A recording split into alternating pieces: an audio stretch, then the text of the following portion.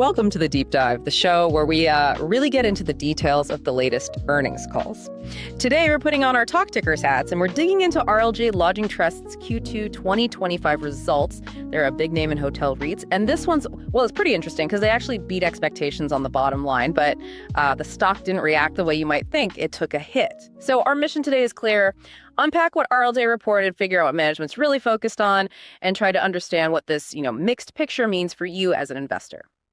Okay, let's kick off with the main numbers for Q2. RLJ Lodging Trust posted GAAP EPS of $0.15. That comfortably beat the consensus estimate, which was sitting at $0.11.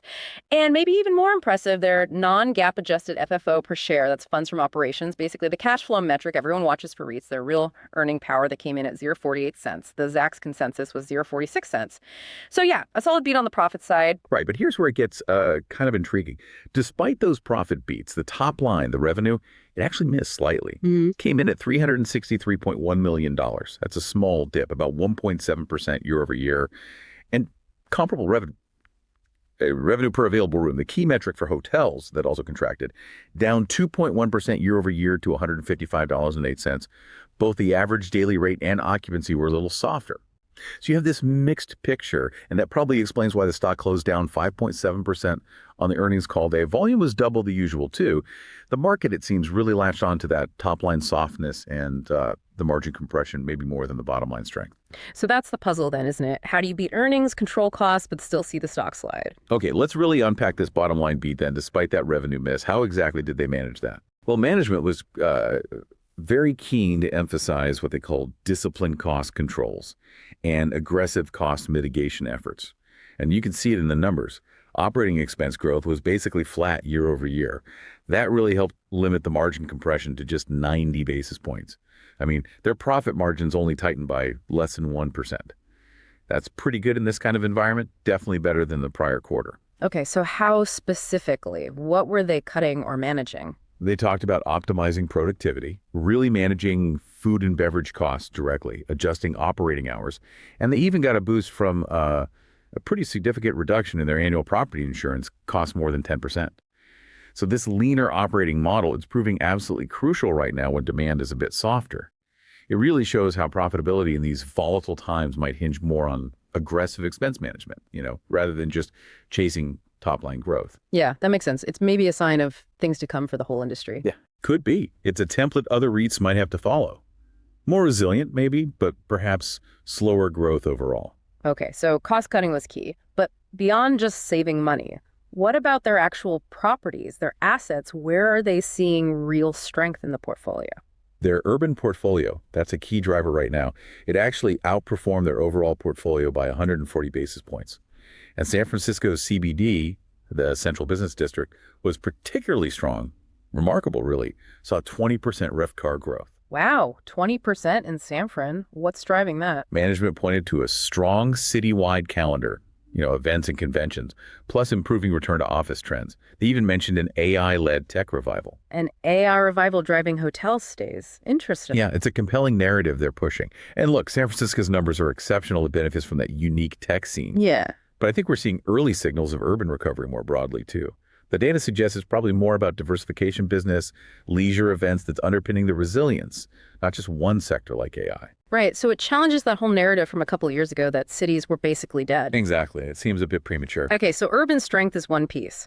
And this brings us to something else I found really insightful in their strategy, these conversions and transformative renovations. Can you walk us through that? Absolutely. This is where they're actively reshaping the portfolio for higher returns. Yeah. They reported 7 completed hotel conversions, and collectively, those delivered an impressive 10% RevPAR growth in Q2. 10% is pretty significant. It is. And even more telling, the 4 most recent conversions, they achieved a combined RevPAR growth of 26%. 26%. Okay, so that strategy is clearly working. Yeah, it really validates it. Yeah. And they're not stopping. They're on track to convert the Renaissance Pittsburgh to an Autograph Collection by Marriott Hotel by the end of the year. They also mentioned giving an update on a brand selection for a Boston property in Q3.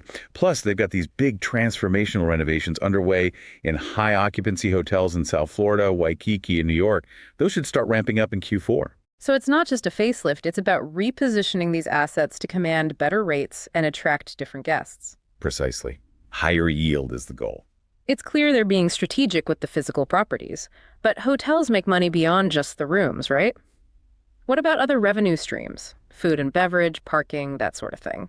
Yeah, and that was another positive point. Non-room revenues grew by a solid 1.5% in Q2, which is pretty notable, actually, given that occupancy was slightly lower overall. How did they manage that? It seems driven by specific ROI initiatives, especially in food and beverage and other ancillary services. Management talked about leaning into more beverage-centric offerings, like adding seats to bars, reimagining spaces to attract not just hotel guests, but locals, too. Smart. Tap into the neighborhood demand. Exactly. They highlighted adding a sushi bar at the St. Cloud Rooftop Bar at the Knickerbocker Hotel in New York, saying it was generating profitable business. They're also optimizing parking revenue, investing in those grab-and-go markets you see in lobbies now.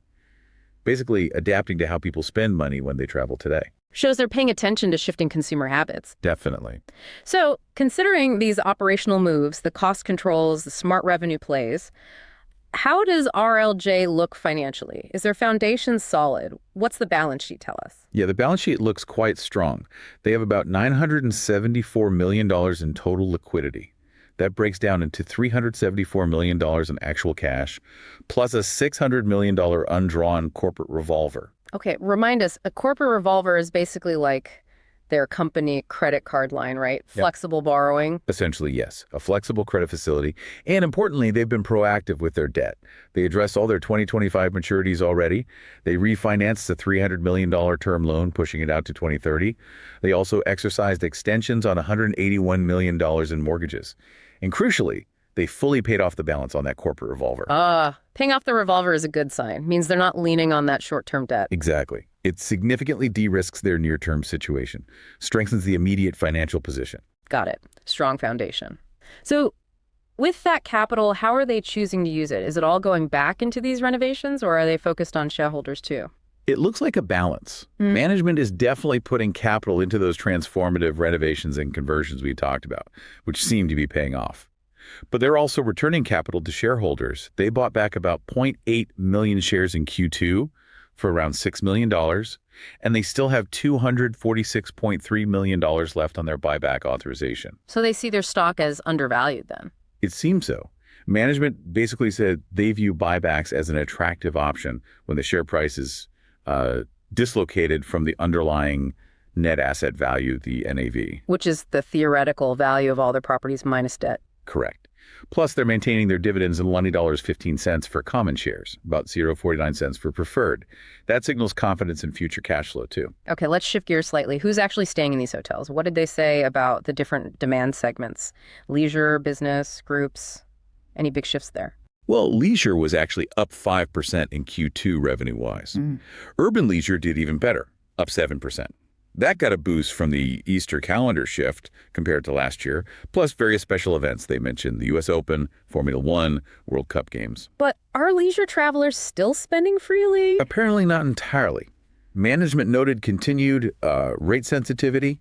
People are price conscious, which means more folks are using discount booking channels like OTAs. They expect that trend to stick around. Okay, what about business travel? Excluding government business, they said underlying trends were healthy. Revenue's up 3%, driven mostly by large corporate accounts, think consulting, tech, defense contractors. And group bookings, conventions, meetings? That was softer, partly due to holiday shifts again, but also the Austin Convention Center closure had a big impact. And less government demand compared to last year. It led to what they called a broader lack of compression. Meaning less overall demand, pushing rates up for specific dates. Exactly. Less urgency, less pricing power for those group blocks. Right, so definitely a mixed picture across the board in Q2. But looking ahead, how do they see the rest of 2025 playing out? Is this maybe why the stock dipped, a cautious outlook? I think that's a big part of it. The outlook is definitely bifurcated, split in two. And this is crucial to understanding that market reaction. And they explicitly said Q3 is expected to be the softest quarter of the year. They described it as a layering effect of headwinds hitting all at once. Okay, what kind of headwinds are we talking about? Several things. Challenging holiday shifts again, making year-over-year comparisons tough. Difficult citywide comps, like last year's Democratic National Convention in Chicago. Tough comparisons in places like Tampa and Houston because last year they had a lot of FEMA business after hurricanes. Ongoing renovations are actually displacing revenue in some high occupancy hotels right when they'd normally be full. And as mentioned, the Austin Convention Center closure is having a significant negative impact right now. Oof, that's quite a list. Yeah. They said preliminary July RevPAR was tracking down mid-single digits year over year. August expected to be similar, September maybe slightly better. They're anticipating about a 200 basis point incremental negative impact just from those renovation displacements in Q3. Okay, that does sound pretty gloomy for Q3. Enough to make investors nervous, for sure. But management didn't just leave it there, did they? Are they painting a rosier picture beyond that? Is there a silver lining coming? Precisely. Yeah. And this is the other side of that bifurcation. Management anticipates significant tailwinds starting in Q4 and looking even better for 2026. Q4 should benefit from a more favorable holiday calendar this year. Easier comparisons, including the presidential election period last year, perhaps causing some disruption. They also see significantly stronger citywide calendars, especially in Northern California, and crucially, the ramp-up of those newly finished renovation projects will start contributing positively. So they see Q3 as a temporary dip, not a new normal. That definitely seems to be the message. A trough before things improve. Okay, so Q4 looking up. What about the bigger picture then? What's the story for 2026? Are they expecting a full recovery, maybe even strong growth? For 2026, yeah, they sound quite optimistic. They see an improving setup for the industry overall. Things like a positive economic backdrop, hopefully, maybe less regulation, and critically constrained new supply. Not a lot of new hotels opening to compete with. Supply constraint is always good for existing players. Absolutely. And they feel RLJ's portfolio is especially well positioned because of its geographic mix and that strong urban footprint we discussed. They expect to benefit from better citywide calendars and a really strong lineup of special events. Things like the U.S. 250th anniversary celebrations, NBA and MLB All-Star games, the NFL Draft. The Super Bowl is going to be in San Francisco. World Cup matches are coming too. Wow, okay, that's a packed calendar. Right. Plus, the full ramp-up of all those completed conversions and the big renovations should be driving incremental growth by then. Even Austin, which is a headwind now, they expect the renovated and expanded convention center will boost the city long-term. So it's not just recovery, it's positioning for potentially strong growth driven by specific factors. This seems to be the thesis, yes. Okay, so given all that forward-looking optimism for Q4 and especially 2026, why the stock drop after Q2 earnings? What's causing this disconnect between that future picture and the immediate market reaction? Well, like we touched on earlier, the market reaction on the day suggests investors were just primarily anchored on the Q3 softness. They focus on the immediate pain, the headwinds, the continued margin compression, maybe overlooking the bottom line beats and those longer-term positive catalysts. Analyst sentiment, from what we gather, is kind of cautious constructive. They see the near-term issues, but acknowledge the supportive longer-term setup. So the big question is, how quickly will the market look past Q3 and start pricing in that potential Q4 recovery and the strong 2026 outlook? Exactly. It often takes time for the market narrative to shift, especially when near-term guidance is soft. So boiling it down, what really stands out to you as the key catalysts? The things investors should really be watching to see if this optimistic future actually materializes. Okay, key things to watch. Definitely the next earnings print, Q3 results. We need to see if that RevPAR trajectory behaves as they expect, how margins hold up during the softness. Then critically, the delivery and ramp up of those major projects, the Pittsburgh Autograph conversion, those renovations in Waikiki, New York, South Florida as we get into Q4, are they delivering as expected? Real results from the investments. Precisely. Also, keep an eye on share buybacks. If management keeps buying back stock within that remaining authorization, it signals continued belief that it's undervalued. And then, of course, confirmation of that strong 2026 Cedar-wide and events calendar combined with that constrained supply environment. Those are the big picture proof points. Got it. Any quick notes on booking trends? Are people booking differently now? The main thing is the booking window is still quite short. Makes it hard for management to have great visibility too far out. Their biggest channel remains brand.com. Booking directly on Marriott's site or Hilton's, etc. That's almost 40% of their business and growing, which is good because it's higher margin, no OTA fees. Right. Keep the commissions. Exactly. National corporate accounts are growing too, picking through traditional channels like GDS or local negotiated rates. OTAs like Expedia or Booking.com are up slightly, but still a pretty small part of their overall mix. And loyalty program members are huge, about 60% of occupancy at their Marriott, Hilton, and Hyatt branded properties. That loyalty is a real asset. Okay, and finally, just briefly, what about the market for buying and selling hotels themselves? Any activity there? Management said transaction volume is still pretty low overall. Smaller deals seem to be taking longer to actually close. Debt markets are apparently stable, but finding the equity, the cash to do deals is still tough. Capital is scarce. However, they did note an improvement in sentiment just in the last, say, 45 to 60 days. So maybe more activity could start emerging in the coming months. Probably driven by owners who need to sell, maybe because debt is maturing or they need cash for renovations. And RLJ still thinks their own stock is cheap relative to property values. Yeah, they clearly stated they believe the company continues to trade meaningfully below the underlying debt asset value, the NAV, of their portfolio. That implies upside if the market agrees eventually. All right. As is tradition here on the Deep Dive, and keeping our talk tickers focus in mind, let's move to our segment where we pitch an outrageous but plausible trade idea. Just want to stress, this is strictly for educational and entertainment purposes. This is not financial advice. Always do your own homework and talk to a professional. Okay, so given everything we've discussed, the Q2 results, that negative stock reaction, but the conflicting outlook between Q3 and then Q4 2026, here's a conceptual idea to chew on. For someone with patience, a longer-term view, you could think about initiating a long position in RLJ Lodging Trust. The idea isn't about timing the next month or two. It's really a conviction play on those 2026 tailwinds. The events, the supply constraints, the urban recovery, and the idea that the market will eventually recognize the NAV they keep talking about. Well, what about that rough Q3? How do you handle that potential drag? Right.